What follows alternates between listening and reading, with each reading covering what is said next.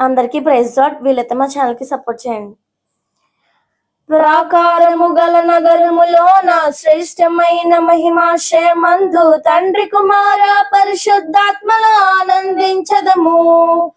దేవుని ముఖ దర్శనము విడువక అనుదినము అనుక్షణము అలయక ఆలయమందే నిలిచి ఆరాధించదము. ప్రాకారము గల నగరములోన శ్రేష్టమైన మహిమాశయమందు తండ్రి కుమార పరిశుద్ధాత్మలో ఆనందించదము.